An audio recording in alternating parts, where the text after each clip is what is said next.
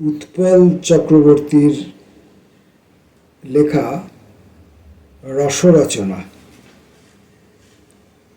আজকের রচনাটির নাম পুতুল নাচের ইতিকথা। সেদিন এক ভদ্রলোক এলেন, নাম বললেন গণেশ সিংহ। সিংহসুলভ শক্তি তার আছে কিনা না বুঝলেও বোঝা গেল প্রাণ শক্তিতে তিনি ভরপুর। পুরো মুখ সদা হাস্যময়। বললাম, কি ব্যাপার বলুন?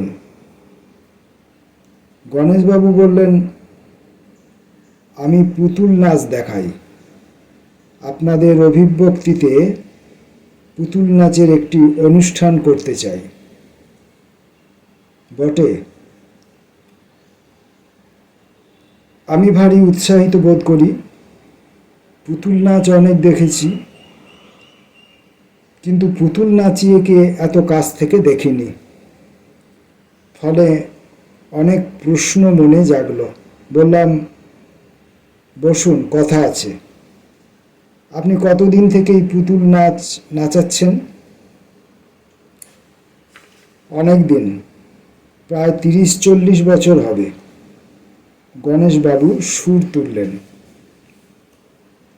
14 বছর বয়স থেকে এই নেশা। তখন তো ক্যাসেট, সিডি এসব ছিল না। পুতুল নাচাতো অন্যজন, আমরা পর্দার আড়াল থেকে গাইতাম, পাঠ করতাম। পার্ট বাই পার্ট বর্ণনা দিতে লাগলেন গণেশবাবু। তখন মাইক নিয়ে প্রচার করতাম গায়ে গায়ে। তখন সিনেমার প্রচারও হতো। পিঠে চাঁচের ওপর পোস্টার সেঁটে একজন মাইকে সিনেমার প্রচার করত। গণেশবাবুর কথা শুনে মনে পড়ল, ছেলেবেলায় বালুরঘাটে একজনকে দেখেছিলাম ওই রকমভাবে প্রচার করতে। তিনি আবার খাকি হাফ প্যান্ট, খাকি টুপি পরে একটা চোঙা নিয়ে বিচিত্র উচ্চারণে বলতো, ছবি বিশ্বাসের এমন ছবি কখনো দেখেননি। অথবা হিন্দি ছবি হলে মধুবালার এমন মধুর নাচ কখনো দেখেননি, ইত্যাদি। আর এই দেখেননি কথাটা এমন জড়িয়ে জড়িয়ে বলতেন যে তা শোনাতো কথাটা যে কি তা ঠিক অনুমান করে নিতে হতো। গণেশবাবুকে কথাটা বলাতে বললেন, ঠিক, আমরাও ওরকম বলতাম। দেখুন, আশ্চর্য পুতুল নাচ। উত্তম কুমারের বেহালা শুনুন, কাননবালার নাচ দেখুন। বলেন কি, উত্তম কুমারের বেহালা বাজানো পুতুল নাচে? হ্যাঁ, ওটা দিয়েই শুরু হতো। পুতুল উত্তম কুমার বেহালা বাজাতো, আর কাননবালা সাজা পুতুল নাচত। বাহ, সিনেমার দুটো যুগকে একেবারে উত্তমভাবে মিলিয়ে দিয়েছিলেন দেখছি। হ্যাঁ, ওসব না করলে চলে? সলজ্জ ভঙ্গিতে বললেন গণেশবাবু। এরপর শুরু হতো পালা। প্রথমে সাধক রামপ্রসাদ, একেবারে শেষে চৈতন্যদেব। এর মাঝে কখনো সীতাহরণ, কখনো রাবণবধ, কখনো বেহুলা লখিন্দর, কখনো বালিবধ, এইসব পুরাণের গল্প। পুরনো সেই দিনের কথা। আমি মন্তব্য জানাই, এখানেও শাক্ত বৈষ্ণবদের মিলন ঘটাতেন। ওইসব চিত্তাকর্ষক পালা দেখে দর্শকরা পালাবার চেষ্টা নিশ্চয় করতেন না।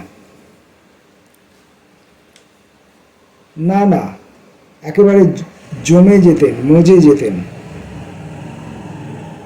তবে মাঝে মাঝে অঘটন ঘটত। সেটা কিরকম? এই ধরুন, দুটো পুতুল, বালি আর সুগ্রীব। একজনের গলায় মালা, সে বালি, আর সুগ্রীবের গলায় মালা নেই। দেখতে দুটোই একরকম। একবার কিভাবে যেন বালির মালাটা খুলে যায়, ফলে সব গুলিয়ে যায়। বালি সুগ্রীব আলাদা করে চেনা যায় না। দেখা গেল বালির বদলে সুগ্রীবই মারা পড়ল সেবার।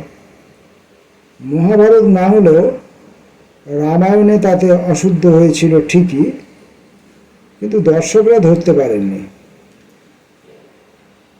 কৃত্তিবাসের চেয়ে এই কীর্তি কিছু কম নয়, আমি জানাই। গণেশবাবু বলেন, আর একবার সীতাহরণ পালায় জটায়ুর একটা ডানা কাটা যাবার কথা, কিন্তু এমন হলো যে দুটো ডানাই কাটা গেল। কাটা ঘায়ে নুনের ছিটের মতো দর্শকদের সে কি হাসি। এসব দুর্ঘটনা করলে অবশ্য কাজ হাসিল করা মুশকিল। আবার একবার রাবণের 10 মাথার 5টাই খসে গেল তাড়াহুড়োতে। ওই 5 মাথা নিয়ে রাবণকে অগত্যা লড়াই করতে হলো। ওই পঞ্চমুখেই তাকে হুঙ্কার ছাড়তে হলো। আর 5 জন যাই বলুক, রাবণ 5 মাথাটা হারিয়ে সেই অবিচলিতই ছিল। আপনাদেরও বোধহয় লজ্জায় মাথা কাটা গেল, আমি মন্তব্য করি। গণেশবাবু বলেন, কি করবো বলুন, তখন পুতুলগুলো তো এত উন্নত মানের ছিল না, ফলে এসব প্রায়ই ঘটত। এছাড়াও ছিল পাঠ ভুলে যাওয়া, গলার পরিবর্তনটা ভুলে যাওয়া। গলার পরিবর্তন মানে আমি গণেশবাবুর কথার মধ্যেই নাক গলাই। তখন ছেলেরাই কখনো মেয়ের গলায় পাঠ করত। ধরুন সীতার পাঠ করছে মেয়ের গলায়, এরপর রাবণের পাঠ ছেলের গলায়। এখন তাড়াহুড়োতে রাবণের পাঠ করতে গিয়ে গলার পরিবর্তন ভুলে গিয়ে মেয়েলি গলায় রাবণের পাঠ শুরু করে দিল। রাবণের 10টা মুখ দিয়ে এমন মেয়েলি আওয়াজ বেরোনোয় দর্শক শ্রোতারা হতবাক। রাবণের 10 মুখের এমন দশাশয়ী চেহারার এমন দুর্দশা তাদের কাছে অভাবিতই ছিল। দর্শক মজাতে গিয়ে বেশ মজাই হতো বলছেন। অবশ্যই আমরাও মজা পেতাম, বেশ আনন্দ লাগতো। সত্যি বলতে কি এইসব ভুলভাল নিয়ে টিকে থাকা লড়াইটা করতে হতো, আর তাতেই বেশ নেশা ধরে গেল। পুতুল নাচটা আর ছাড়তে পারলাম না। ভালোই করেছেন। তার বলতে টাকা পয়সার কথা ভাবিনি, এখনো ভাবি না। পুতুল নাচ ব্যাপারটা এত ভালো লাগে যে এখন দল গড়েছি নিজেই। আগে গাঁয়ে গঞ্জে, বাঁকুড়া, বীরভূম, বর্ধমান এসব জায়গায় বড়জোর যেতাম। এখন সারা পশ্চিমবঙ্গে যাই। যোগাযোগটা এখন ভালো হয়েছে তো। তাহলে যোগ বিয়োগ করে, মানে এখন আর তখনের তুলনা করে কি বুঝছেন? এখন তো পুরনো কিছু নেই, পুরনো হয়ে গেছে।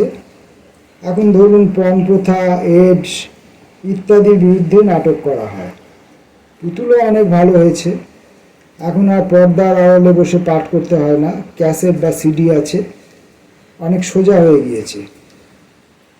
মজাটা কি চলে গিয়েছে? না না, এখন যখন পুতুল নাচ দেখে লোকে আনন্দ পায়, তখন আমারও আনন্দ হয়, এই আর কি। বেশ, খুব ভালো। আপনারা না থাকলে এই শিল্পটাই তো উঠে যাবে। না না, উঠবে না পুতুল নাচ। এই বলে পুতুল নাচিয়ে গণেশ সিংহ নিজেই উঠলেন। আরে দাঁড়ান, এই বলে আমিও দাঁড়ালাম। আপনি এখনকার মানব পুতুলের কথা বললেন না তো? হ্যাঁ, ওটা বেশ নতুন। মানুষরাই পুতুলের মতো হাবভাব করে আছেন। তবে একটু থেমে গণেশবাবু বললেন, ভেবে দেখুন, আমরা সবাই তো পুতুল। তাঁর অদৃশ্য সুতোর টানে সব চলছি ফিরছি, তাই নয় কি? আমি হতবাক। এমন দর্শনের কথা তাকে দর্শনের আগে তেমনভাবে তো ভাবিনি। পুতুল নাচের রীতিকথা এভাবে যে শেষ হবে তাও নয়।